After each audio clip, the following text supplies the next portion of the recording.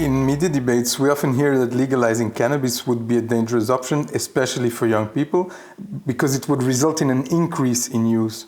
How would you respond to people who oppose legalization in this way? I understand the fear, and if you look at the discourse that we have heard over several decades, it's understandable that people have this fear. But if you think this through very logically and very rationally, you know that it is not true. It is not because of the fact that tobacco is legal that consumption of tobacco is always increasing. On the contrary, the tobacco model and the tobacco story illustrates that even though a substance is legal, this in itself is not the factor which explains whether or not consumption is going up or going down. It's because of the regulatory framework that is the result of this legalization that you influence the consumption of a substance. So the mere decision to legalize something and to regulate it is not the explanatory factor for trends in consumption. It's what you do with the tools that you have in society to influence this consumption. And by the way, there's so many countries around the world which have decriminalized the possession and the use of cannabis, which means that as an adult, you are free to possess and to consume cannabis without any legal sanction. Nowhere in the world is there any evidence that this has led to a sharp increase in cannabis consumption. Yes, there's a general global trend over the last decades in cannabis consumption, but it's not related to the decision in certain countries to decriminalize possession and use. So I can understand that many people think we will open the box of Pandora if we will legalize and everybody will be using it. But we have never seen this in countries that decriminalized possession. And another argument is that in the US and in Canada, where they chose to commercialize the cannabis markets, there are indicators that there is a slight increase in cannabis consumption, but not as spectacular as some would have been afraid of. And of course, when you legalize something and take away some of the barriers to try and experiment with the product, you can expect that some people start using or will try the product that haven't tried it before. But the end sum, of course, is whether we have more people getting into trouble with cannabis, more people getting addicted or dependent on cannabis. This is the important factor.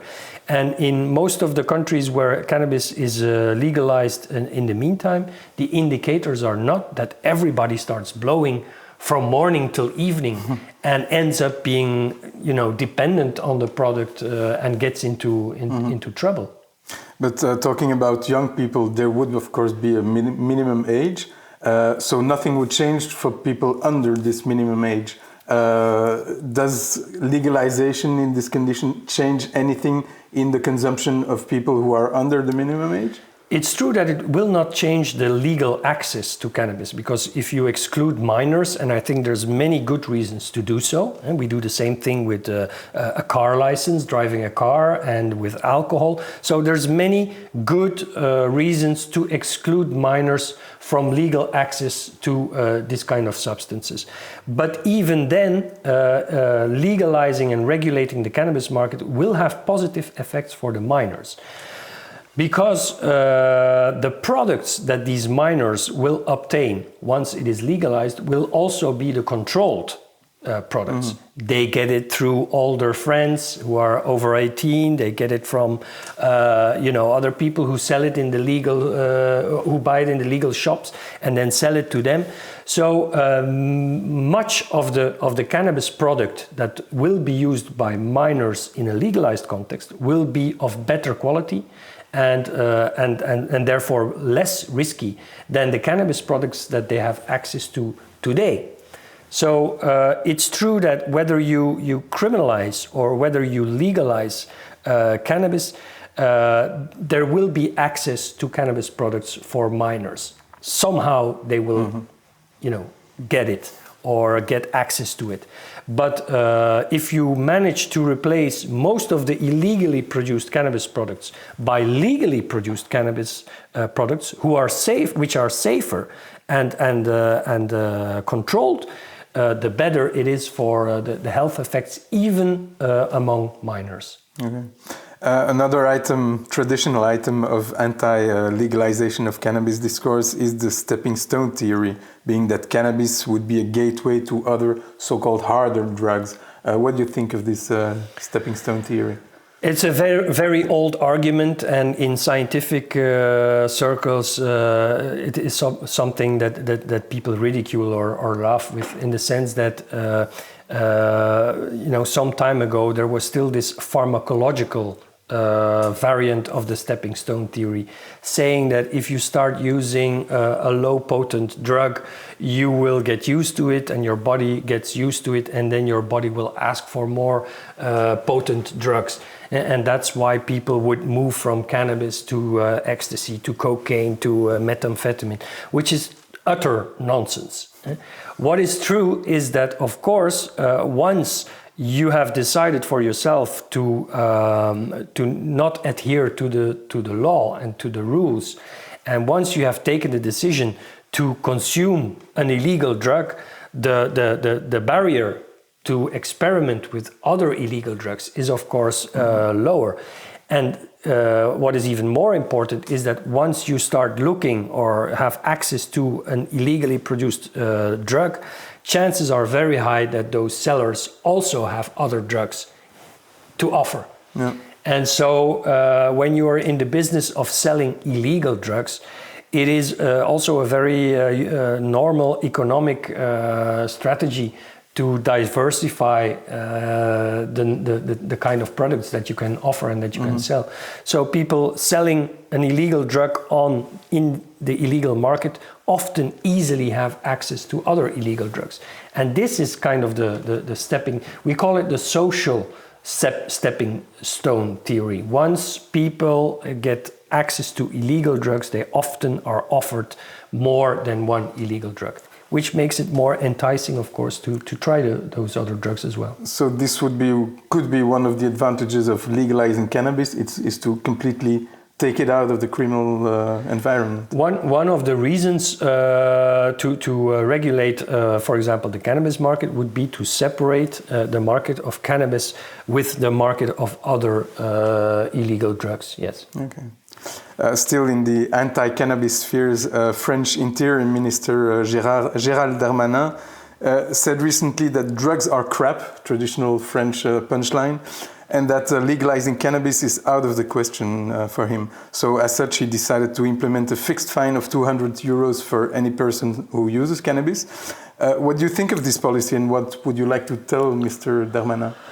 I would like to tell him that this is very not evidence-based and not a very smart way of trying to do something about this phenomenon.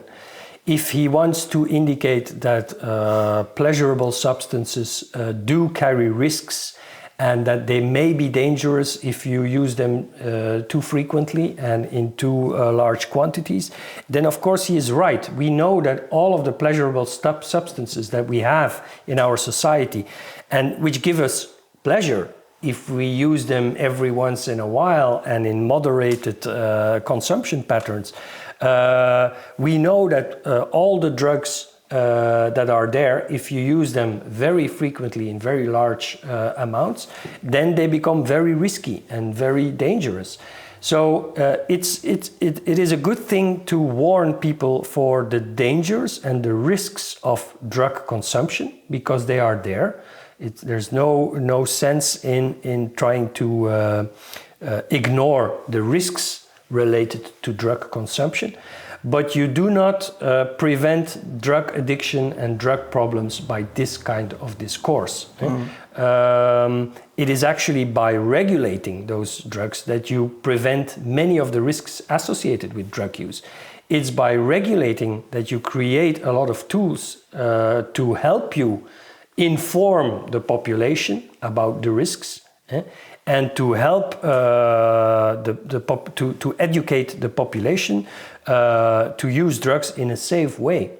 Let me give you an example. The tobacco products are packaged in a way that every smoker, with every cigarette he lights up, knows that what he is doing is risky, is probably unhealthy, not probably, but surely unhealthy, that he should actually stop using tobacco.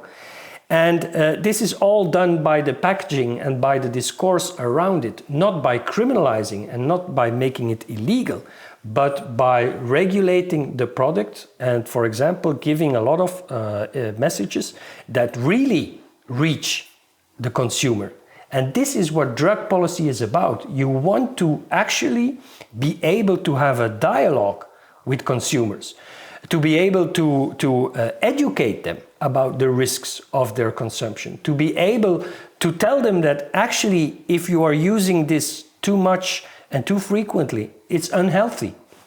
No doubt about it.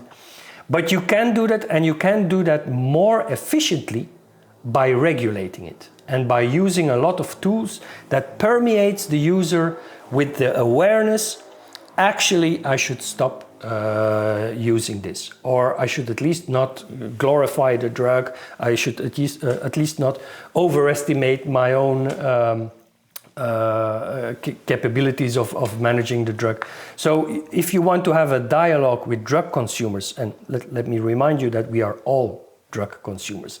It's not something like there's us and there's the drug users. If you look at consumption of pleasurable substances, including alcohol, including tobacco, including all kinds of medically prescribed drugs, we know that actually we are all drug users. And so if we want to have a fair and clear and transparent and honest dialogue with drug users, trying to nudge the undesirable behavior in the right direction, then actually we need regulation, and we need those tools to have this kind of debate.